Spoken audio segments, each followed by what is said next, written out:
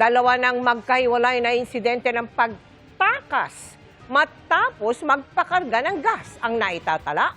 Isa sa Bacolod at isa sa Quezon City. Unahin natin ang nahulikam na gas and run sa lungsod Quezon na pahirapan pa rin maresolba ng pulisya dahil sa nakatakip na plaka. Nakikiusap na ang gas boy na sumuko na ang nagpa-full tank dahil ikakaltas sa kanyang sahod ang tinakasang 5,000 pisong bayad. Nakatutok si James Agustin.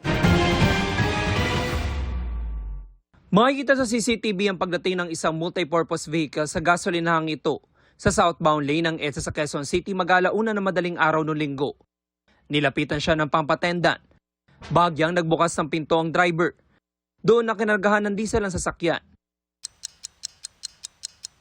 Nang matapos, bigla na lang umalis ang motorista.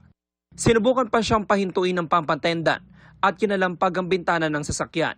Sa isang kuha ng CCTV, makikita na dire-diretso sa EDSA ang motorista. Ayon sa 22 anyos sa pampatendan, nang dumating ang motorista, agad siyang tinanong kung may diesel sila. Nilapitan ko na po si customer and sabi niya po, diesel daw po, full tank. Nag-double check po ako kay customer, product batch po. Okay naman daw po, nagsenyas lang po sa akin ng okay. Ngayon po, kinargaan ko na po hanggang sa pagmatik na po. Sinara ko na po yung gas tank ni sir. Pagkasara ko po, bigla na lang po tumakbo si customer. Nakiangkas pa raw siya sa isang nakatambay na motorcycle taxi rider para hanapin sa EDSA ang motorista pero bigo silang makita.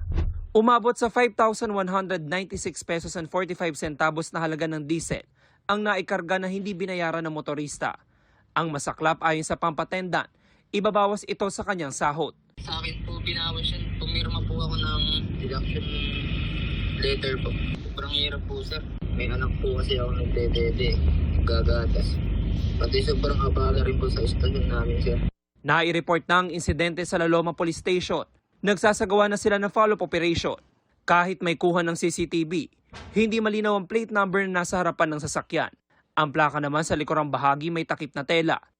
Nakipag-ugnayan na ang pulisya sa MMDA at LTO. Nakapag-backtracking na rin po kami sa mga CCTV na pinanggalingan ng suspect at nag-forward tracking na rin po kami ng mga CCTV rin kung saan papunta po itong suspect. Kagabi, tinungo ni QCPD Director Police Brigadier General Randy Glenn Silvio ang gasolinahan kung saan nangyari ang insidente. Hindi pa po namin nakausap yung may-ari ng gasolinahan, kaya naggumawa na lang po kami ng letter at inaanyayahan po namin siya dito sa aming istasyon. Umaasa naman ang pampatendan na sa lalong madaling panahon ay matukoy ang pagkakakilanlan ng motorista. Sana sumuko ka na at pagbayaran mo yung ginawa mo sa akin. Ang laking provision ginawa mo sa akin. Sinusubukan pa ng GMA Integrated News na makakuha ang panig ng pamunuan ng gasolinahan. Para sa GMA Integrated News, James Agustin, nakatutok, 24 oras. Isa pa ngang insidente ng gas and run ang nahulikam din sa Bacolod City. Sa kuha ng CCTV, tila normal lang na nagpapakarga ang sasakyang yan sa isang gasolinahan. Pero lumarga lang ito pagkatapos ng hindi pa pala nagbabayad. Ayon sa manager ng gasolinahan, 500 piso ang halaga ng ipinakarga at tinakasan ng driver. Hindi na ito kinalta sa sahod ng gas attendant na bago lang anya sa trabaho. Naikipag-ugnayan ng pulisya sa LTO Negros Island Region para matunton ang driver.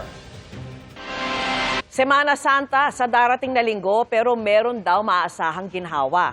Matapos ang ilang linggong walang patid na mega oil price hike, sinabi ng isang oil industry source na posibleng magkaroon ng rollback.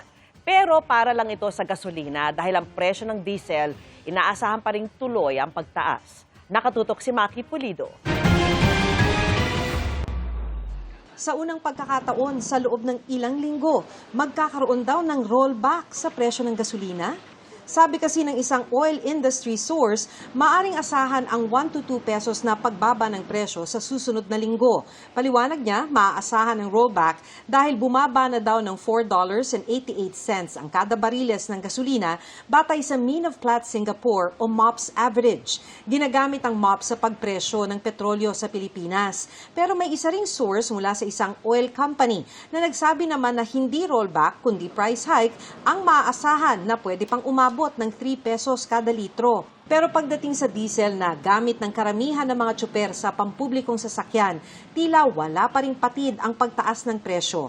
Pero ang pakonsuelo, hindi na ito kasing taas kumpara sa mga nagdaang linggo. Sabi ng isang oil industry source, sa pump price, inaasahang tataas ang diesel ng 5 to 8 pesos kada litro sa darating na linggo. May isa pang source na nagsabing pwedeng umabot ang taas singil ng hanggang 11 pesos. Hanggang kagabi, tumaas kasi ang average na bentahan ng diesel sa Min of Platte, Singapore ng $14.15 ang kada bariles. Ang ibig sabihin ng mga presyong ito, para kay Jay na isang delivery truck rider, malaking bawas sa kita. Balak na kasing magbawas ng biyahe ng amo niya at magro-rotate na lamang ang mga driver. Per biyahe lang po kami. So pag wala kaming biyahe, wala kaming kita. Buti yung bus namin mabait, pinapabali-bali kami pag wala kaming biyahe. Pero bali pa rin yun, pagdating ng araw, kakaltas pa rin sa sweldo namin. Para sa GMA Integrated News, Maki Pulido nakatutok, 24 oras. Pagdating sa supply naman, sasapat na hanggang Hunyo ang imbak na langis ng Pilipinas. Ayon po yan sa Pangulo. Ang dahilan sa pagtutok ni June Veneracion. Nang magsimula ang gulo sa Middle East, tatagal na lang hanggang Abril ang imbak ng supply ng langis ng Pilipinas. Kaya nangamba ang marami. Pero may dumating ng bagong supply, kaya sabi ng Pangulo, hanggang Hunyo na ang itatagal nito. Meron na tayong supply of crude oil, sufficient supply hanggang June 30. Pero patuloy pa rin ang ating paghahanap ng supply.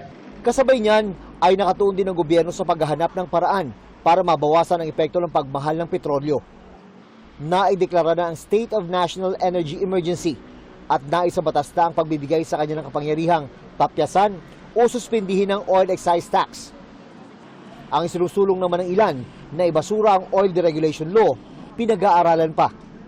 Nothing is being discounted. Ibig sabihin, lahat ng maaring gawin upang meron tayong magawa para tulungan na pagaangin ang epekto nitong nangyari nitong gera sa Middle East ay talagang pinag-uusapan namin. But what we are focused now is immediate. Sinabi yan ng Pangulo pagkatapos dumalo sa graduation ceremony ng Philippine National Police Academy silang paglaog class of 2026. Sa harap ng krisis sa Middle East, kinonsulta rin ng Pangulo ang ibang leader ng Association of Southeast Asian Nations o ASEAN kung itutuloy ang ASEAN Leaders Summit sa Cebu sa Mayo. Aniya, napagkasundo ang ituloy ito, pero iiklian at sisimplihan para makatipid. Tuloy tayo sa May 7, May 8, but as I said, it will be a very bare-bones summit. It will be over a period of maybe a day and a half, imbes na yung mahaba all day what we had planned. Tuloy din ang isa pang ASEAN Summit sa Nobyembre, pero aalamin din ng Pangulo kung ano ang sentimiento ng iba pang ASEAN leader kaugnay nito. Para sa GMA Integrated News, June Veneracion, nakatutok, 24 oras. Mga kapuso, matapos ang matiyagang pagmamanman, nakakalap na ng sapat na resibo ang mga otoridad para magka-search warrant laban sa isang pamilyang nag-eempake ng peking bakuna kontra rabies. Ang bahagi ng isang taong operasyon at ang epekto ng rabies kung walang epektibong bakuna sa aking pagtutok.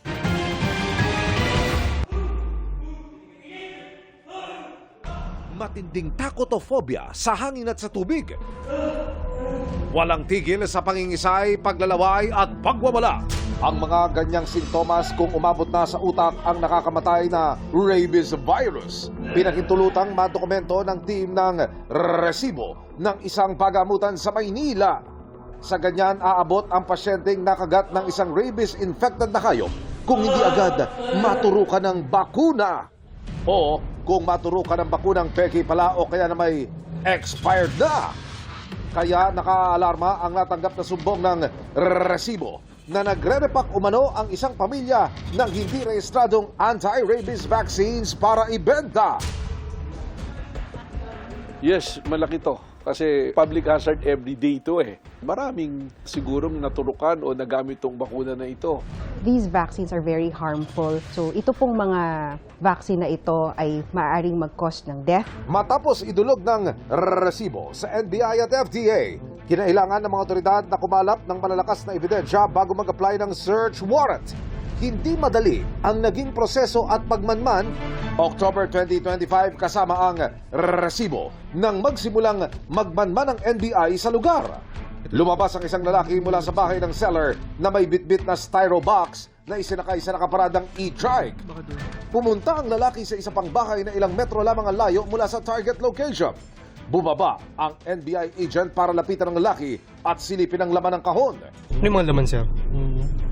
Ay, mga laman. Ano po yung mga hakbang na naiisip o pinaplano ninyong i-execute para ho matuldukan itong kalokohan na ito, sir?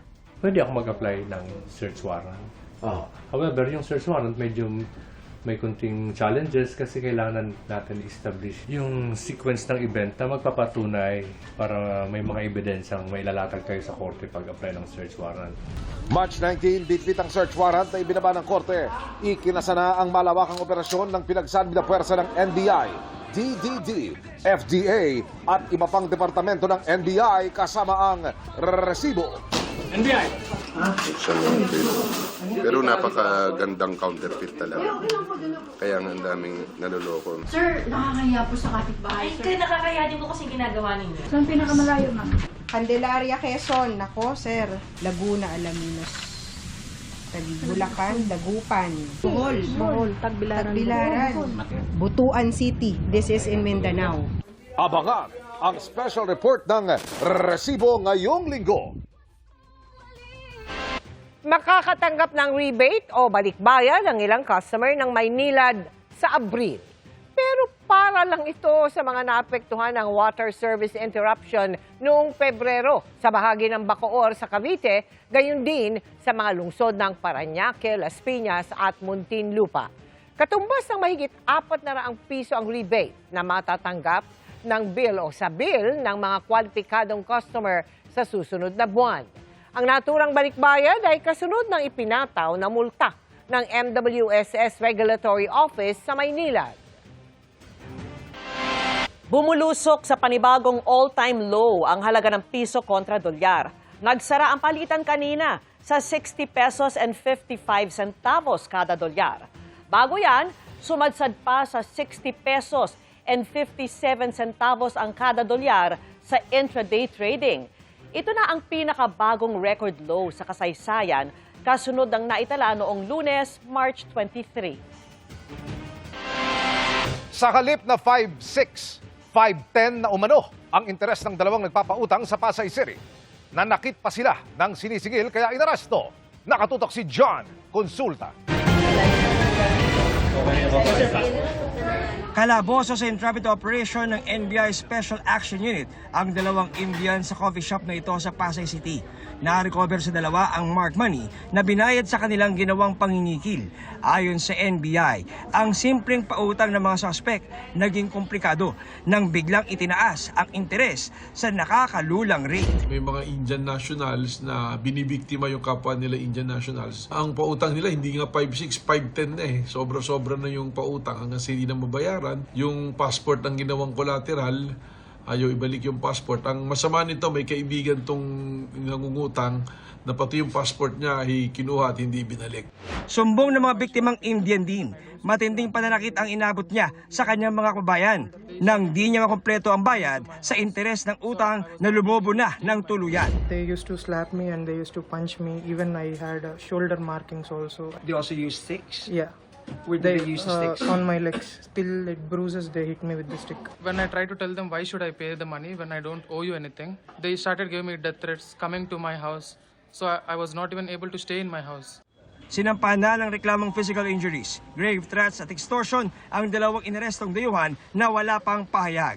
Para sa GMA Integrated News, John Consulta, nakatutok 24 oras. Inaasahan ng dadagsa mga pasahero ngayong weekend na bago ang Semana Santa. Pero mga biyahing bus na bawasan mula sa Parañaque Integrated Terminal Exchange. Nakatutok live si Mariz Umali. Mariz? Mel, dahil nga sa mahal ng petrolyo, nagbawas na ng mga units sa mga bus operators dito sa PITX. Ang tanong ngayon, sasapat ba ang bilang ng mga babiyahing bus para ma-accommodate lahat ng mga pasahero, lalo na ngayong magsesemana Santa? Mahaba ang pila ng mga pasahero sa isang bahagi ng PITX. Di raw kasi tulad ng dati na tuloy-tuloy ang dating ng mga bus. Ngayon, paunti-unti na lang. Ngayon ko lang po naranasan na matagal po mag-antay ngayon na hindi rush hour po. Antay lang po. O, kasi wala na po ibang sasakyan. Nagbawas kasi ang mga operator ng bilang ng mga bumabiyaheng bus unit. The main challenge now would be the supply. Kasi ilan sa mga operators natin nagpahayag na talaga na dahil sa taas ng presyo ng gasolina, nagbabawas na sila ng mga biyahe nila. Tulad ng sa Batangas City, sa San Jose Nueva Ecija, sa Pangasinan, no? And in fact, iba sa kanila nagbabalak pa magbawas kasi nga nahihirapan na sila. Dati ma'am, 9 to 10 units po. Ngayon ma'am, parang 5 na lang siya, 4. Kasi syempre ma'am, yung kita ma'am, hindi na po kagaya ng dati. Mga 80, ngayon, ngayon mga 50 na lang siguro yung tumatakbo. Talaga malaking hamon dahil mas nadaragdagan pa raw ang mga nagbubus at magsisemana Santa pa. Napakataas ng gasolina. Pansin natin na mas tumataas pa yung bilang ng mga pasahero dahil, one, yung iba sa kanila na dating nagdadala ng sariling sasakyan ay nagba-public transport na lang noon. Ang tanong, sasapat ba ang babiyahing mga bus ngayong Semana Santa? Yes, oo, ma-assure naman natin yun. Yun nga lang, magkakaroon ng waiting time. Ang mag-asawang senior citizen na ito, ngayon pa lang babiyahe na papuntang Batangas kasama ang kanilang mga anak at apo. Para hindi masyadong congested. At yun nga, baka yung fear na baka umakyat yung pamasahe, para at least nauna na ng konti. Kung ang iba, biyaheng probinsya, si Rachel kasama ang ina at mga anak na lumuwas ng Maynila para makasama raw ang asawang tricycle driver ngayong Semana Santa. Kailangan mamasada siya diretso para kahit papano hindi siya lugi. Ang laki kasi po ng tinaas ng gas eh. Si Perlita, babiyahe pa rin daw kahit nagtaas ng pamasahe yung sinasakyan niya. 70 plus ang tinaas. Siyempre mahalaga po yun yung makasama mo yung mahal sa buhay ng kahit saglit lang. Iba yung pakiramdam. May alabiso po ng PITX kapag siningil kayo ng dagdag na pamasahe ng higit sa itinakda ay isumbong agad sa kanila. At para naman po sa mga balak na bumiyahe ngayong Semana Santa ay mag-book na agad ng inyong mga biyahe para hindi na kailangan maghintay, lalo na kung magbabawas pa ng mga units sa mga bus operators. Yan ang pinakasariwang sitwasyon. Wala pa rin dito si PITX. Balik sa Mel. Maraming salamat sa iyo, Mari Zumali. Sa NAIA Terminal 1 at sa Manila North Port, maghapong maluwag. Kakaunti pa lang ang nakapila sa departure lobby ng NAIA Terminal 1 kanina. Kakaunti rin ang mga pasahero sa Manila North Port. Wala pang pila sa ticketing booth, lalo't nag-online booking na ang maraming pasahero. Kamakailan ay nag-anunsyo na rin ng taas pasahe ang mga shipping lines. Happy Friday, chikahan mga kapuso! More than the jump scares, tiyak na makaka-relate ang maraming kabataan sa very timely na twist sa kwento ng pelikulang Huwag Kang Titingin. Ichichika yan ni Aubrey Carampel. Sa umaaligid. Puno ng katatakutan pero fun and exciting din ang latest horror movie offering ng Jimmy Pictures at Mentor Productions na Huwag Kang Titingin. Swak nga raw ngayong tag-init. Dahil papawisan ka sa kilabot na hatid. Nina Sofia Pablo at Allen Ansay, Marco Massa at Charlie Fleming, Shuvi Etrata at Anthony Constantino, Josh Ford and Kira Ballinger, at Sean Lucas at Michael Sager. More than the jump scares, gusto rin daw nilang ma-highlight ang iba pang elements ng movie, lalo at napapanahon din ito. Hindi talaga lahat ng bagay dapat kino-content. Minsan may consequences. And applicable rin siya in real life na sometimes yung content, it can harm other people. Dito rin nasusukat dito yung friendship nilang namin dito kung hanggang saan ba aabot. And ano ba yung nagagawa ng isang activity na kumbaga first time mo gagawin sa buhay mo. Marami rin daw matututunan sa movie, lalo ang mga kabataan. Feeling ko yung mga kabataan ngayon just do their own thing, mag-viral, sumikat, gagawin lahat para sa fame. Alam mo yung may mga ganong kabataan ngayon, pero hanggang saan ang kaya mo. Minsan nagawa mo na, tapos nasa huli na ang pagsisisi. Paano yung Gen Z generation, pag may mga pamahiin, yung mga superstitions ng mga Pinoy, naghalo bigla, and may online world pa. Maging matapang, harapin ang kinakatakutan ng buong tapang. Ibinida rin ng cast ang kakaibang atake ng horror film. Perfect din daw ito as summer adventure ng barkada na sana rin daw ay magbalik sa sinihan at suportahan ang mga pelikulang gawang Pinoy. Pangbarkada po talaga siya. Alam mo yung feeling na manunood ka, tapos biglang, ay, ako yung nakapink. Yung ganun yung feeling. Gusto ko masayahan din sila. Gusto ko mag-enjoy din sila. A lot of different emotions tied to being scared, of course. There's nervousness, guilt, pride. Present sa MediaCon si GMA Network Senior Vice President Attorney Annette Bozon Valdez at GMA Pictures Executive Vice President and GMA Public Affairs Senior Vice President Nessa Valdelion. So I think one of the pulls of this movie is our stellar cast. Talagang ang ganda ng combination. I hope na ito yung unang salvo ng horror summer movies or summer movie ng mga Pilipinong manonood ng mga pelikula. Sa April 15 na mapapanood ang Huwag Kang Titingin in cinemas. Aubrey Carampel, updated sa Showbiz Happenings.